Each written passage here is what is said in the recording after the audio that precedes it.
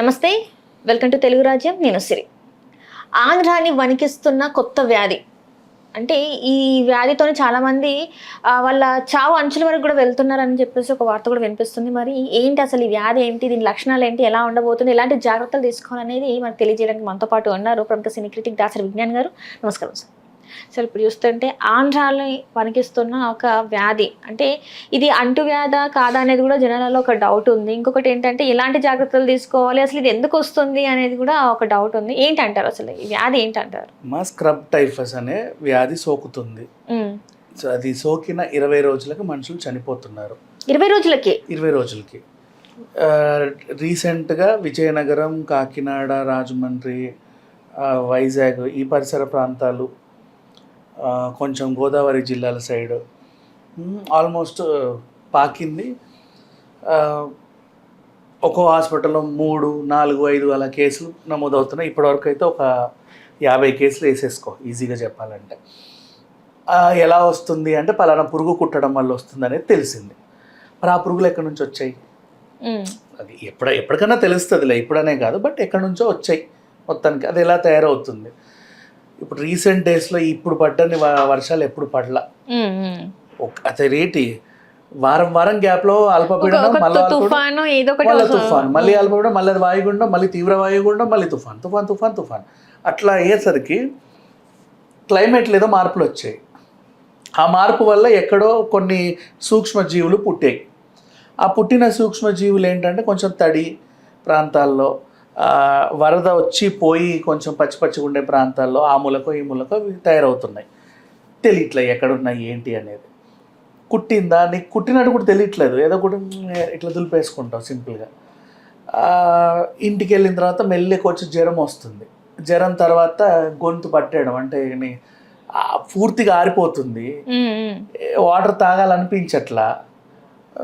ఎక్కువ వాటర్ తాగినా కూడా టాయిలెట్ కూడా చాలా లేట్గా వస్తుంది. మోషన్ ఫ్రీ అవ్వట్లా. ఏవో ఇన్కన్వీనియంట్. లోపలంత చెత్త ఉంది కాబట్టి ఎక్కువ ఫుడ్ పోదు. జ్యూస్లు తాగలేవు. చిరాకు ఉండడం, అలా కండరాల నొప్పి. దానికి తోడు మళ్ళీ కొన్ని రోజుల తర్వాత నువ్వు బెడ్ మీద పడ్డావా, లంగ్ ఇన్ఫెక్షన్, అట్లా మల్టీ ఆర్గానిక్ ఫెయిల్యూర్. ఒక్క చిన్న ఇన్సెక్ట్ కుట్టడం వల్ల ఎన్ని అను వచ్చేస్తున్నాయి. ఒక చిన్న, మనకి ఏ విషంతో కూడినటువంటివి చాలా ఉన్నాయి. పాములు, తేళ్ళు అనేవి మన చిన్నప్పటి నుంచి పాయిజన్ అంటే అవి రెండే నేర్పిస్తారు కాబట్టి చదువుకున్నాం. బట్ అట్లా ఎన్నో పురుగులు, కొన్ని స్పైడర్లో, కొన్ని ఇంకో రూపంలోనో. అంతేందుకు చేపలు కూడా, ఫిషెస్ తెలియక ఊర్లలో చాలామంది పట్టుకుంటారు, వాగుల్లో వస్తాయి కాబట్టి. ఈ ఒక 100 చేపలలో కనీసం ఒక 30 వరకు విష చేపలు ఉంటాయి. అప్పట్లో గోవాలో జెల్లీ ఫిష్లు వచ్చేవి ఎక్కడి నుంచో వస్తే. ఎప్పుడు నేనున్నాను ఆ టైంలో గోవాలోనే, నేను చెప్తా. అప్పుడు ఎలక్షన్స్ సమ్వేర్ అరౌండ్ 2018 ఆర్ అటు ఇటుగా 18 or 19 జెల్లీ ఫిష్లు వచ్చాయి బీచ్లలో. అందరూ ఓహో హే అని ఆడుకున్నారు. అది పడితే వాళ్ళకి వింత రోగాలు, వాంతులు, గ్రీన్ కలర్ వామిటింగ్స్, దద్దులన్నీ వచ్చేసి స్కిన్ పైన స్కిన్ డ్యామేజ్ అవ్వడం లాంటివి జరిగాయి. ఎవరు బీచ్లోకి వెళ్ళొద్దండి అని అలర్ట్ చేసి బీచ్లోకి ఎవరిని పోనివ్వాల. అప్పుడు ఎలక్షన్ కోడ్ కూడా నడుస్తూ ఉంది. 10 o'clockకే ఈ బీచ్ శాఖలు అన్ని బంద్ చేయాలి. తాగి ఊగే సిచ్యువేషన్ లేదు. 1-2 నెలలు సాగింది. ఆ టైంలో అవి వచ్చాయి. మరి ఎలా వచ్చాయో తెలియదు. అట్లా విషపూరితమైన జంతువులు చాలా ఉంటాయి, మనకు తెలియవు, కనబడవు, కానీ అన్ని చిన్నగానే ఉంటాయి మోస్ట్లీ.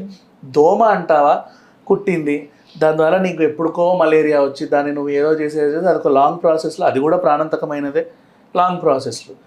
అండ్ నల్లులు కుట్టిన బెడ్లలో తయారయ్యేవి, దాంట్లో కొన్ని విషపూరితలను దద్దులు వచ్చేస్తాయి వెంటనే, చాలా పెద్ద దద్దులు వచ్చేస్తాయి. అండ్ ఇట్లా చాలా ఉన్నాయి. సో ఇప్పుడు ఏమైందంటే ఈ మధ్యకాలంలో బోల్డ్ అంత వాన, బోల్డ్ అంత వరదలు. ఈరోజు కూడా తుఫాన్ వల్ల నెల్లూరులో మునిగిపోయింది. నెల్లూరు అంతా, నెల్లూరు తిరుపతి ప్లేసెస్ అన్ని జస్ట్ ఈరోజు అట్లా ఇంకా కొనసాగుతుంది. అని మళ్ళీ వచ్చే వారం కూడా ఉన్నాయి 2-3 అల్పపీడనాలు. భారీ వర్ష సూచన అని చెప్తున్నారు. ఇది ఆగట్లా. సో ఉన్నాయి. అటు శ్రీలంక మునిగిపోయింది. వేరే దేశాలలో కూడా ఇదే తంతు, మన దగ్గరనే కాదు ఆల్మోస్ట్. సో కొత్త వైరస్లు వచ్చే అవకాశం ఉంది. మనం జాగ్రత్తలో మనం ఉండాలి. ఇప్పుడు కరోనా అనే సిచ్యువేషన్ వచ్చింది కాబట్టి నేను ఏదో బలవంతంగా మాస్క్ వేసుకోండి, మాస్క్తో కొడతా అంటే మాస్క్ వేసుకున్నాడు వాడు. అవునా కాదా చెప్పు? బయటకు వస్తే అట్లా ఉంది. ఎవరిని బయటికి రాకండి అంటే అంత భయపెడితే కానీ మనిషి బతకడానికి ఇష్టపడట్లా. ఇప్పుడు చూడు, మనం జాగ్రత్త తీసుకోవాలంటే బయట నుంచి వచ్చాక కాళ్ళు కడుక్కొని లోపలికి హ్యాపీగా రావచ్చు, చాలా సింపుల్గా. అండ్ నెక్స్ట్ దీన్ని ఏమంటారు, శానిటైజర్స్ రెగ్యులర్గా వాడవచ్చు.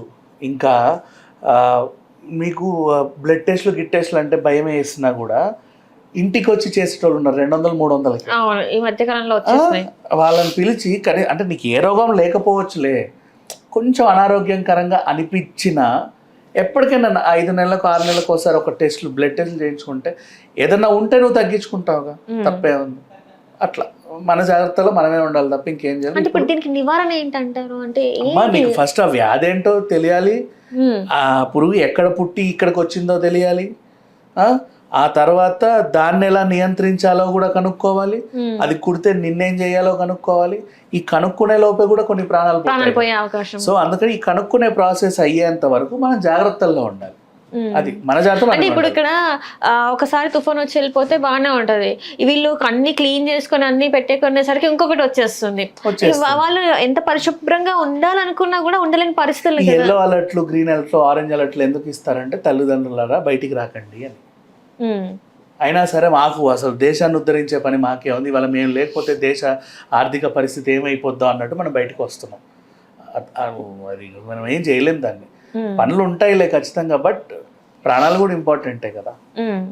సో ఇప్పుడున్న టైంలో మరి ఇట్లాంటి అంటే కరోనా టైంలో మనం లాక్డౌన్స్ యూస్ చేసాం, మొత్తం స్తంభించిపోయింది ఎక్కడికక్కడికి.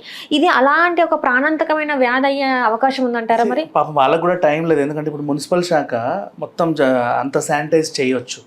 అంటే ఏ పురుగు పుట్రా లేకుండా అన్ని రాకుండా శానిటైజ్ చేయొచ్చు. వీళ్ళు ఇలా శానిటైజ్ చేసి అటు వెళ్తారా, మళ్ళీ వర్షం పడుతుంది, వాళ్ళు మాత్రం ఏం చేస్తారు చెప్పు? వాళ్ళ చేతుల్లో కూడా, ఎవరి చేతుల్లో ఏమీ లేదంటారు. ఎవరి చేతుల్లో లేనప్పుడు మన ప్రాణాలు మన చేతుల్లో ఉంటాయి, మన జాగ్రత్తల్లోనే మనం ఉండాలి అంతే. ఒకడు వచ్చి ఆ చుట్టుపక్కల వాళ్ళు చచ్చిపోయారంట వీళ్ళు చచ్చిపోయారంట అనే బదులు నా దగ్గరికి ఎప్పుడు వస్తుందో నేనేం చేయాలి? మన ఇంట్లో పిల్లలు ఉంటారు, మనం ఉంటాం, జంతువులు కుక్కలు ఉంటాయి, అన్నీ ఆరోగ్యంగా ఉన్నాయో లేదో చూసుకునే బాధ్యత మనది.